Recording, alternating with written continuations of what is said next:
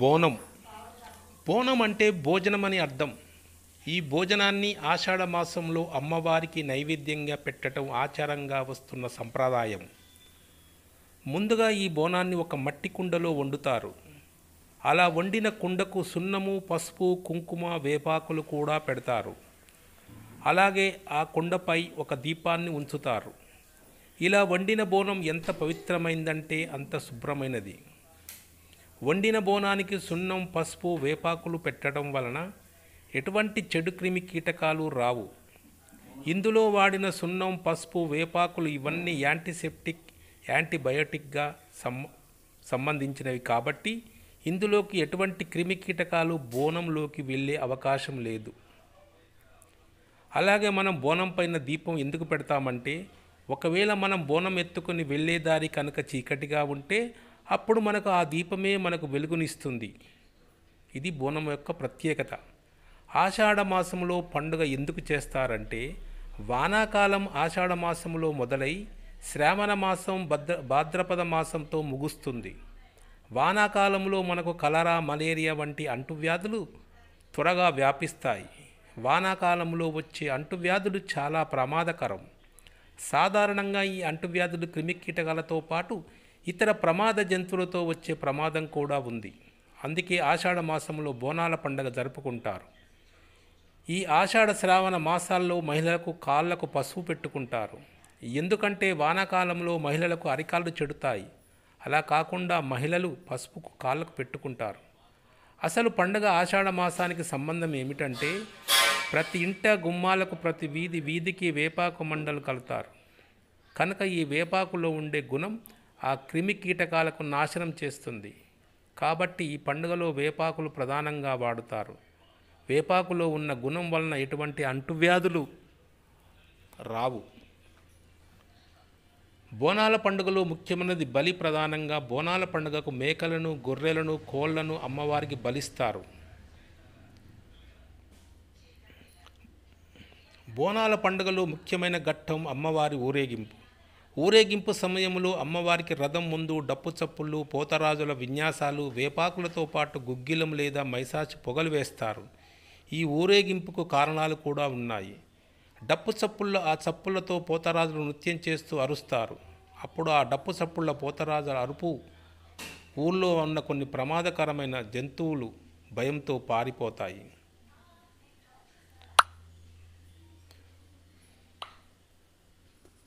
బోనాల పండుగ 18వ శతాబ్దంలో ప్రారంభమైందని చెబుతారు. ప్లేగు వ్యాధి వ్యాప్తి చెందినప్పుడు ప్రజలు అమ్మవారిని ప్రార్థించి వ్యాధి నయమవ్వాలని కోరుకుంటారు. బోనాల పండుగ తెలంగాణ సంస్కృతిలో ఒక ముఖ్యమైన భాగం మరియు ప్రజలు దీనిని ఎంతో భక్తి శ్రద్ధలతో జరుపుకుంటారు. బోనాలు తెలంగాణ రాష్ట్రంలో ముఖ్యమైన పండుగ. ముఖ్యంగా హైదరాబాద్ మరియు సికింద్రాబాద్ నగర బాగా జరుపుకుంటారు. ఇది అమ్మవారికి, ముఖ్యంగా మహంకాళీదేవికి సమర్పించే నైవేద్యం. నైవేద్యం అంటే భోజనం అని అర్థం. బోనాల పండుగలో ముఖ్యమైన అంశాలు: బోనం అంటే అమ్మవారికి నైవేద్యంగా సమర్పించే ప్రసాదం. ఘటం అమ్మవారి ప్రతిమను ఊరేగించే కలశం. రంగం భవిష్యవాణి చెప్పే కార్యక్రమం. పోతరాజు అమ్మవారి ప్రతిమను ఊరేగించే ముందు నృత్యం చేసే వ్యక్తి. తోటల ఊరేగింపు మొదటి రోజున భక్తులు బోనాలతో ఊరేగింపుగా వెళ్తారు. భారతదేశంలో తెలంగాణ రాష్ట్రంలో ఇతర ప్రాంతాలలో జరుపుకునే వార్షిక పండుగ. బోనాలు సాధారణంగా జూలై, ఆగస్టులో వచ్చే ఆషాఢ మాసం సమయంలో జరుపుకుంటారు. పండుగ మొదటి మరియు చివరి రోజున ఎల్లమ్మ దేవతకు ప్రత్యేక పూజలు నిర్వహిస్తారు. ఈ పండుగను దేవతకు కృతజ్ఞత తెలిపే ఒక రూపంగా భావిస్తారు. బోనం అంటే తెలుగులో భోజనం అని అర్థం. ఇది అమ్మవారికి నైవేద్యం. ఇంట్లోని మహిళలు కొత్త మట్టి లేదా ఇత్తడి కుండలో పాలు, బెల్లం కలిపి వండిన బియ్యాన్ని వండుతారు. దీనిని వేపాకులు, పసుపు మరియు సింధూరంతో అలంకరిస్తారు. మహిళలు ఈ కుండలను తలపై మోసుకొని దేవాలయాలలో అమ్మదేవతకు గాజులు మరియు చీరతో సహా బోనం నైవేద్యం పెడతారు. బోనాలంటే మా కాళీ, మైసమ్మ, పోచమ్మ, ఎల్లమ్మ, పెద్దమ్మ, పోలేరమ్మ, అంకాలమ్మ, మారెమ్మ, నూకాలమ్మ. బోనాల పండుగ మూలం 1813 1813లో హైదరాబాద్ సికింద్రాబాద్ ప్రాంతంలో ఈ పండుగ చరిత్ర ప్రారంభమైనట్టు చెబుతారు. ఆ సమయంలో జంట నగరాలలో ప్లేగు వ్యాధి విజృంభించి వేలాది మంది ప్రాణాలను బలికొంది. అప్పుడు హైదరాబాద్ నుండి ఒక సైనిక బటాలియన్ ఉజ్జయినికి పంపబడింది. మరియు హైదరాబాదులో ప్లేగు ముప్పు గురించి ఆందోళన చెందిన సైనిక బటాలియన్ మధ్యప్రదేశ్లోని ఉజ్జయినిలోని మహంకాళి ఆలయంలో మాతృదేవతకు ప్రార్థనలు చేసింది. ప్రజలు ఈ అంటువ్యాధి నుండి బయటపడితే వారు సికింద్రాబాదులో తిరిగి మహంకాళి విగ్రహాన్ని ప్రతిష్ఠిస్తానని చెప్పారు. మిలిటరీ బటాలియన్ ఇక్కడికి తిరిగి వచ్చి మహంకాళి తల్లికి బోనాలు సమర్పించటం ద్వారా మహంకాళి వ్యాధి వ్యాప్తిని ఆపిందని భక్తులు నమ్ముతారు. నగరంలోని వివిధ ప్రాంతాలలో ఆచార భోజనాలు జరుపుకుంటారు. ఆషాఢ మొదటి ఆదివారం సందర్భంగా గోల్కొండ కోటలో ఉత్సవాలు ప్రారంభమవుతాయి. తర్వాత సికింద్రాబాద్లోని ఉజ్జయిని మహంకాళి ఆలయము మరియు బల్కంపేటలోని బల్కంపేట ఎల్లమ్మ ఆలయం, మూడవ ఆదివారం చిల్కలగూడ సమీపంలోని పోచమ్మ మరియు కట్టమైసమ్మ ఆలయం మరియు హైదరాబాదులో పాతబస్తీలోని లాల్ దర్వాజాలోని మాతేశ్వరి ఆలయంలో వేడుకలు ప్రారంభమవుతాయి. హరిబౌలిలోని అక్కన్న మాదన్న ఆలయం, షాలిబండలోని ముత్యాలమ్మ ఆలయం వంటి ఇతర ఆలయ బోనాలు జరుపుకునే ప్రసిద్ధ వేదికలు. మహంకాళిని దర్శించుకునేందుకు లక్షలాది మంది భక్తులు ఆలయాలకు తరలి వస్తారు. ఈ సందర్భంగా మహిళలు సంప్రదాయ చీరతో పాటు ఆభరణాలు మరియు ఇతర ఉపకరణాలు ధరిస్తారు. టీనేజ్ అమ్మాయిలు సంప్రదాయ దుస్తులను ప్రతిబింబించేలా ఆభరణాలతో పాటు హాఫ్ సారీలను అలంకరిస్తారు. కొంతమంది మహిళా దేవతల గౌరవార్థం డ్రమ్స్ ద్వారా లయబద్ధకమైన దరువులకు బ్యాలెన్సింగ్ కుండలతో నృత్యం చేస్తూ అద్భుతాన్ని ఎదుర్కొంటారు. ఈ పండుగ గోల్కొండలో ప్రారంభమవుతుంది.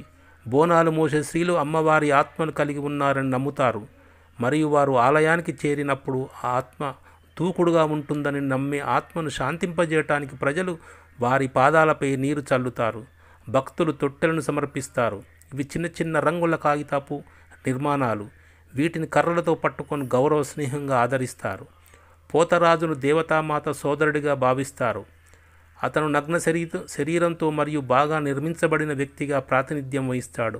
అతను గట్టిగా చుట్టబడిన చిన్న ఎర్రటి ధోతిని మరియు చీలమండలం దగ్గర గంటలు ధరించి తన శరీరంపై పసుపును నుదుటిపై సింధూరంతో సహా పూసుకుంటాడు. పోతరాజు ప్రతిధ్వనించే డ్రమ్స్కు నృత్యం చేస్తాడు మరియు ఊరేగింపు పలహారం బండికి దగ్గరగా నృత్యం చేస్తాడు. బోనాల పండుగ అనేది మాతృదేవతకు దైవిక నైవేద్యం సమర్పించే పండుగ మరియు కుటుంబాలు కూడా ఈ నైవేద్యాలను ఇతర కుటుంబ సభ్యులకు మరియు అతిథులతో పంచుకుంటారు. రంగం లేదా ఒరాకిల్ ప్రదర్శన అసలు పండుగ మరుసటి రోజు ఉదయం తర్వాత జరుగుతుంది. ఈ ఒక స్త్రీ మహంకాళి దేవతను తనపై ఆహ్వానించి ఈ ఆచారాన్ని ఆచరిస్తుంది. భక్తులు భవిష్యత్తు గురించి సమాచారం అడిగినప్పుడు ఆమె రాబోయే సంవత్సరం గురించి చెబుతుంది. ఘటం అంటే రాగికుండ. దీనిని దేవతా రూపంలో అలంకరించి పూజారి సంప్రదాయ ధోతిని అలంకరించి అతని శరీరం పూర్తిగా పసుపుతో అద్ది తీసుకెళ్తారు. పండుగ మొదటి రోజు నుండి చివరి రోజు వరకు ఘటం ఊరేగింపుగా తీసుకెళ్తారు. ఆ తర్వాత నీటిలో నిమజ్జనం చేస్తారు. ఘటం డ్రమ్స్తో పాటు వస్తుంది. సాధారణంగా హరిబౌలిలోని అక్కన్న మాదన్న దేవాలయం యొక్క ఘటం ఊరేగింపును నడిపిస్తుంది. ఏనుగుపై ఎక్కిన గుర్రాలు మరియు మాడళ్లతో పాటు అక్కన్న మరియు మాదన్నలను వర్ణిస్తుంది. నయాపూల్లోని ఘటాలను నిమజ్జనం చేసిన తర్వాత సాయంత్రం మెరిసే ఊరేగింపుగా ముగుస్తుంది. జంట నగరాల్లో ఇతర ప్రసిద్ధి మహంకాళి ఆలయాల నుండి ఘటములు ఇక్కడికి వస్తుంటాయి. కేవలం తెలంగాణలోనే కాదు, దేశ విదేశాలలో ఉన్న తెలంగాణ బిడ్డలు కూడా తెలంగాణ సంస్కృతిని సైతం సాటి చెప్పేలా ఈ బోనాల పండుగను ఘనంగా జరుపుకుంటారు. తెలంగాణ ప్రాంతంలో పెద్దమ్మ, పోచమ్మ, కట్టమైసమ్మ వారికి బోనాలు అందిస్తారు. మూసీ నది వరదల కారణంగా అంటువ్యాధులకు అలవాటైన నగరంలో నాటి హైదరాబాద్ రాష్ట్ర ప్రధాని మహారాజా కిషన్ ప్రసాద్ సలహా మేరకు నిజాం మీర్ మహమ్మద్ అలీ ఖాన్ లాల్ దర్వాజా సమీపంలోని అమ్మవారి ఆలయంలో పూజలు నిర్వహించి చార్మినార్ వద్దకు చేరిన వరదపు నీటిలో పసుపు, కుంకుమ, గాజులు, పట్టు వస్త్రాలు సమర్పించాడట. అప్పటికి అమ్మ తల్లి శాంతించి నగరంలో ప్రశాంత వాతావరణం నెలకొనడంతో నవాబులే బోనాల ఉత్సవాలకు శ్రీకారం చుట్టారు. ఆషాఢ మాసం అంటే వర్షాకాలం, అంటే అంటువ్యాధులకు అలవాటైన మాసం. కలరా, ప్లేగు, మసూజి, క్షయ, తట్టు, పొంగు, అమ్మవారు వంటి అంటువ్యాధుల బారిన పడకుండా గ్రామదేవతలు గ్రామాలను చల్లగా చూసేందుకే బోనాలు సమర్పిస్తారు. వేపాకులతో శాఖ పెడతారు. తర్వాత ఆలయం చుట్టూ ప్రదక్షిణ చేస్తారు. ఆ తర్వాత అమ్మవారి సమర్పించగా మిగిలిన పదార్థాలను ప్రసాదాలుగా స్వీకరిస్తారు. అచ్చ తెలంగాణ జానపదాల బోనాల పాటలు ఆడ మొగ చిన్న పెద్ద ధనిక బీద తారతమ్యం లేకుండా ఆనందంతో చిందులేస్తూ షోలకింపైన అచ్చ తెలంగాణ జానపదాలు గండిపేట గండమ్మ దండం పెడతా ఉండమ్మ బోనాలంటే బోనాలే బోనాల మీద బోనాలే అలాంటి పాటలు పాడుకుంటూ పోతరాజుల నృత్య విన్యాసాలు శివసత్తుల సింధులు సూపరను అలంకరిస్తాయి. పోతరాజు అంటే అమ్మవారికి సోదరుడు. తమ ఇంటి ఆడపడుసును ఆదరించేందుకు ఆమెకు సమర్పించే పలహారపు బండ్లకు కాపలా కాసేందుకు విచ్చేసే పోతరాజు నృత్య విన్యాసాలు తప్పక చూడదగ్గవి. చిన్న చిన్న అంగరవస్త్రాలను ధరించి ఒళ్ళంతా పసుపు రాసుకొని కాళ్ళకు మువ్వల గజ్జలు బుగ్గన నిమ్మల పండు కంటికి కాటుకు నుదుట కుంకుమ దిద్దుకొని మందంగా పీనిన పసుపుదాన్ని కొరడాగా జలిపిస్తూ తప్పట్ల వాద్యాలకు అనుగుణంగా గజ్జల సవ్వడి చేస్తూ లయబద్ధంగా పాదాలు కదుపుతూ కన్నుల పండుగ చేస్తాడు. పోతరాజుల చేతి కొరడా దెబ్బ తినడానికి చాలామంది పోటీ పడతారు. ఎందుకంటే ఆ కొరడా దెబ్బ దుష్ట శక్తులను శారీరక రుగ్మతలు దూరం తరిమి కొడుతుందని వారి విశ్వాసం. మొదట వేడుకలు గోల్కొండ జగదాంబిక ఆలయంలో ఆరంభం కావటం ఆచారం. ఆ తర్వాత ఉజ్జయిని మహంకాళి ఆలయంలో, ఆ తర్వాత అన్ని చోట్ల బోనాలు ప్రారంభిస్తాయి. సికింద్రాబాద్ పరిసర ప్రాంతాలలో ఒక్కరోజు ఆషాఢమాస ఘటోత్సవాలు నిర్వహించడం ఆనవాయితీ. గోల్కొండ జగదాంబ ఆలయంలో మొదలైన ఉత్సవాలు తిరిగి ఆ అమ్మకు సమర్పించే తుది బోనంతో ముగియటం ఆచారం. ఆషాఢ మాసంలో అమ్మవారు తన పుట్టింటికి వెళ్తుందని నమ్మకం. అందుకే భక్తులు ఈ పండుగ సమయంలో దేవుని దర్శించుకొని తమ సొంత కూతురు తమ ఇంటికి వచ్చిన భావనతో భక్తి శ్రద్ధలతోనే గాక ప్రేమానురాగాలతో బోనాలను ఆహార నైవేద్యంగా సమర్పిస్తారు. ఈ తంతును ఊరడి అంటారు. వేర్వేరు ప్రాంతాల్లో పెద్ద పండుగ, ఊర పండుగ వంటి పేర్లతో పిలుస్తారు. పండుగ రోజున స్త్రీలు పట్టు చీరలు, నగలు ధరిస్తారు. పూనకం పట్టిన కొందరు స్త్రీలు తలపై కుండని బోనం మోస్తూ డప్పుగాళ్ళ లయబద్ధమైన మోతలకు అనుగుణంగా దేవుని స్మరిస్తూ నర్తిస్తారు. బోనాలను మోసుకెళ్తున్న మహిళలను అమ్మవారు ఆవహిస్తారని విశ్వాసం. మహిళలు రోద్యాన్ని ప్రదర్శిస్తుంది కాబట్టి ఆమెను శాంతపరచడానికి ఈ మహిళలు ఆలయాన్ని సమర్పించే సమయంలో వారి పాదాలపై మిగిలిన భక్తులు నీళ్లు గుమ్మరిస్తారు.